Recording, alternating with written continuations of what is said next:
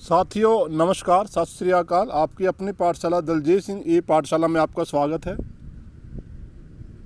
Fees private स्कूलों की दिन प्रतिदिन बढ़ती जा रही है। कोरोना समय में हुआ क्या है कि बच्चा जो है एक दिन भी स्कूल नहीं गया और पूरे देश के बच्चों को जो फीस है वो पूरे साल की चुकानी पड़ी है। और कई स्कूलों की तो फीस भी लाखों रुपये में है, 1 रुपया भी नया माफ़ नहीं किया गया स्कूलों के द्वारा। और तरह तरह के अलग अलग चार्ज, कोई एनुअल चार्ज, कोई कैपिटेशन चार्ज, कोई एक्टिविटी चार्ज, किसी न किसी तरह से। और कईयों ने तो गूगल फॉर्म तक के पैसे भी, पेपर होने के भी पैसे लिए हैं। साथियों, इतनी विकट परिस्थितियां रही, पूरा देश कोरोना से गुजरा। प्राइवेट काम करने, धंधे करने वाले जो बिजनेसमैन थे या मध्यम वर्ग के जो लोग थे, उनके लिए समस्या जो थी बहुत बड़ी बन गई थी। एक तो काम धंधे चौपट हो गए पिछले 2 सालों के दौरान। दूसरा, फीस बच्चों की उनके ऊपर एक अनावश्यक बोझ बन गया था। ये बात सच है कि फीस तो देनी ही थी, लेकिन क्यों? जब बच्चा एक भी दिन स्कूल नहीं गया तो फीस किस बात की? लेकिन चलो, सभी राजस्थान से जो कोर्ट केस था वो सुप्रीम कोर्ट में गया। सुप्रीम कोर्ट ने फैसला दिया कि एनुअल फीस जो है, जो मंथली चार्जेज हैं वो पेरेंट्स को देने पड़ेंगे। तो पिछले साल पेरेंट्स ने चुकाए भी, लेकिन कोई ऐसा तंत्र नहीं बना। सुप्रीम कोर्ट ने यह भी कहा था कि कोई ऐसा तंत्र बनाया जाए कि अलग अलग तरह की फीस ना दी जाए सिर्फ।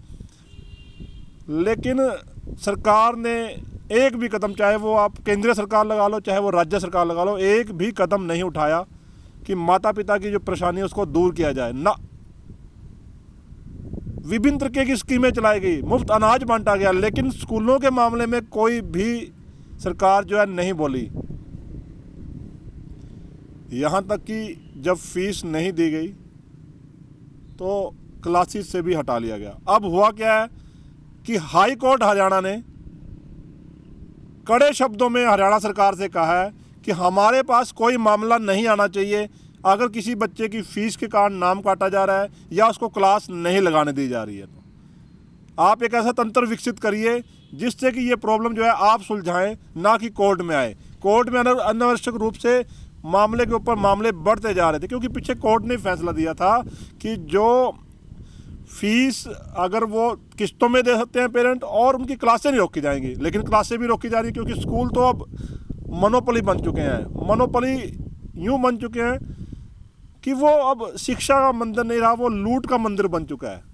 बच्चे उन्हें एक बच्चे के रूप में नहीं, उन्हें लूट का धंधा दिखाई देता है। उन्हें किताबें भी अपनी मनपसंद की NCERT किताबें नहीं लगाई जाएंगी, जूते, वर्दी, बेल्ट, यहाँ तक कि टेस्ट असाइनमेंट की शीटें भी अपने स्कूल के ऊपर मोहर लगा के, कापियाँ भी अपने स्कूलों की मोहर लगा, जो 10 रुपये कापी हो 50 रुपये तक बेची जाती है। और माता पिता भी मजबूर होकर लेते रहते हैं। ऐसा क्यों है फिर? क्योंकि हम ले रहे हैं, वो दे रहे हैं। जिस दिन इसके खिलाफ आवाज़ उठनी शुरू हो जाएगी उस दिन सब कुछ बंद हो जाएगा। बड़ी महत्वपूर्ण विषय था एक 8वीं का। पीछे मैंने देखा कि ज़्यादातर पेरेंट्स चाहते हैं कि 8वीं की परीक्षा ना हो।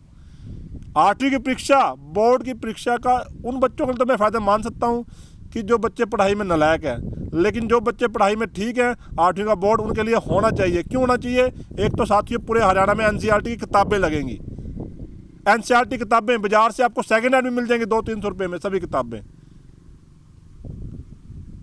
6th, 7th, 8th की पढ़ाई जो होगी NCERT से होगी, ना कि मनमानी बुक से जो 1000 रुपये की बुक्स है एक। उसके अलावा हरियाणा को हाई कोर्ट ने कल एक बहुत ही कड़े शब्दों में क्या कहा है वो सुन लेते हैं।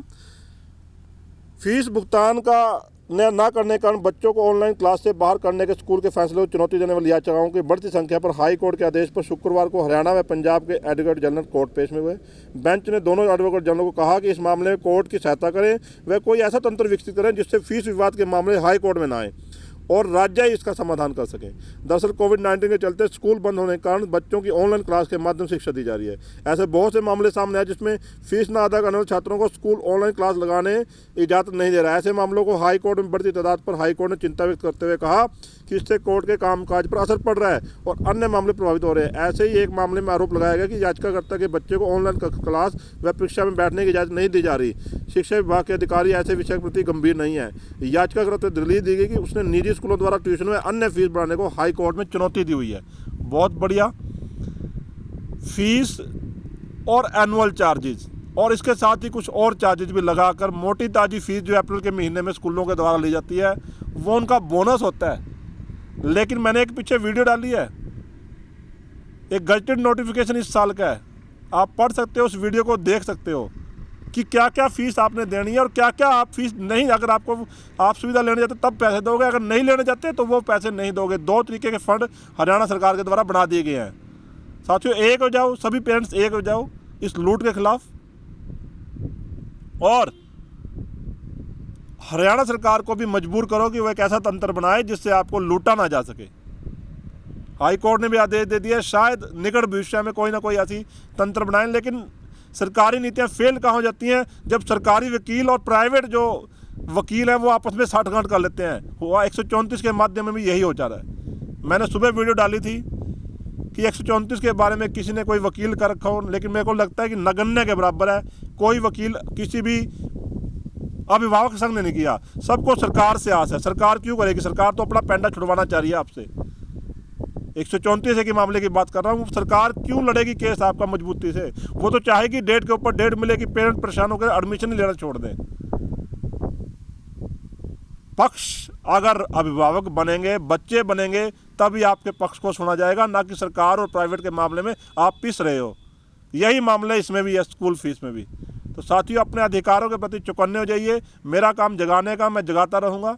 इसके लिए मुझे चाहे कोई भी कीमत चुकानी पड़े। साथियों, अगर आपकी कोई क्वेरीज है, कोई क्वेश्चन है, तो आप मुझे मेरे कमेंट बॉक्स में डालते हैं। धन्यवाद साथियों, जय हिंद साथियों।